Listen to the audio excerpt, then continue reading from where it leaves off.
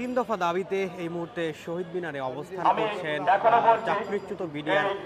সদস্য এবং তাদের পরিবারের সদস্যবৃন্দ। সরাসরি সংযুক্ত করেছে কেন্দ্রীয় শহীদ মিনার থেকে এবং যেখানে কিন্তু আপনারা দেখতে পাচ্ছেন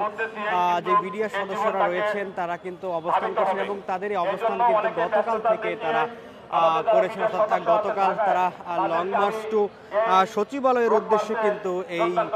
শহীদ মিনারে জড়ো হয়েছিলেন। তবে পরবর্তী সময়ে কিন্তু সচিবালয়ের যে লং মার্চ টু সচিবালয় যে কর্মসূচি তাদের সেটি কিন্তু তারা স্থগিত করে এখানে অবস্থান করেছে এবং গতকাল রাত কিন্তু তারা এখানেই কাটিয়েছেন এবং আজ সকাল থেকে কিন্তু আবারও তারা এখানে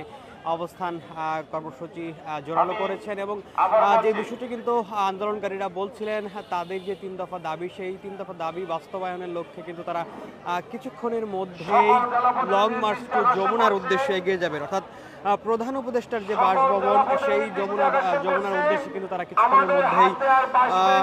রওনা দিবেন এবং তারা যে বিষয়টি বলছিলেন তাদের কাছে যে বিষয়টি বলছিলেন আর মাত্র 22 মিনিট অর্থাৎ 12:30 নাগাদ কিন্তু তারা লং মার্চ টু যমুনার উদ্দেশ্যে যাবেন এবং তাদের যে তিন দফা দাবি সেই দাবি আদায়ে কিন্তু তারা এই লং মার্চটি করে থাকবেন। দর্শক আপনাদের যদি জানিয়ে রাখি তাদের যে তিন দফা দাবি সেগুলো হচ্ছে পিলখানা সহ সারা দেশের বিডিআর ইউনিটগুলোতে বিশেষ আদালত এবং মহাপরিচালক ও অধিনায়কদের সামারি কোর্টের মাধ্যমে চাকরিচ্যুত ও ক্ষতিগ্রস্ত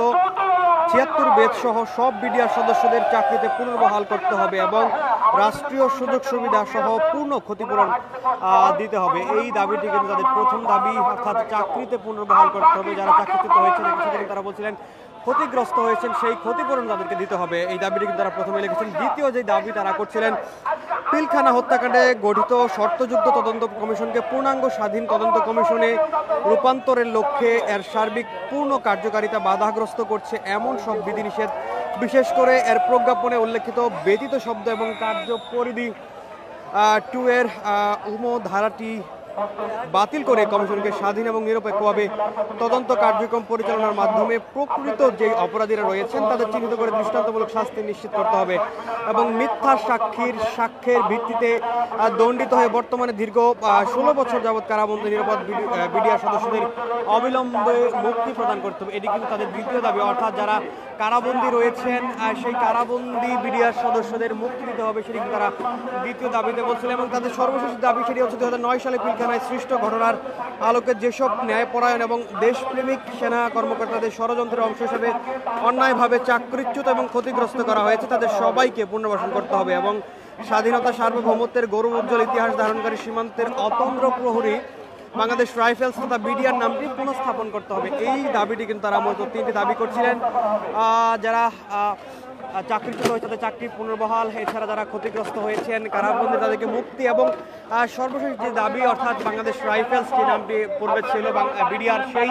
নামটি পুনঃস্থাপনে তারা দাবি জানিয়েছেন। এই মুহূর্তে তারা কিন্তু জড়ো হচ্ছেন এবং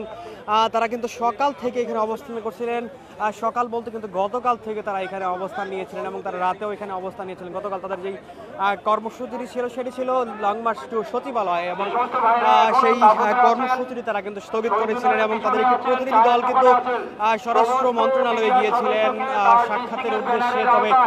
তাদের যে দাবি দেওয়া সেই দাবি দেওয়া আসলে পূরণ না হয় তারা তাদের এই কর্মসূচিটি অব্যাহত রেখেছেন এবং তারা বলছিলেন তাদের এই দাবি যতক্ষণ না পর্যন্ত আদায় হচ্ছে ততক্ষণ পর্যন্ত কিন্তু তারা মাঠে থাকবেন এবং এই মুহূর্তে তারা একত্রিত হচ্ছেন এবং কিছুক্ষণের মধ্যে অর্থাৎ বেলা 12:30 নাগাদ কিন্তু তারা এই শহীদ মিনার থেকে লং মার্চ টু যমুনা অর্থাৎ প্রধান উপদেষ্টার বাসভবনের উদ্দেশ্যে এগিয়ে যাবেন, সেই বিষয়টি কিন্তু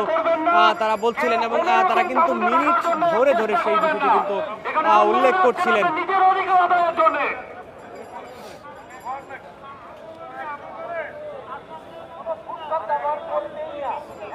যদি ভোট পদে দাঁড়ান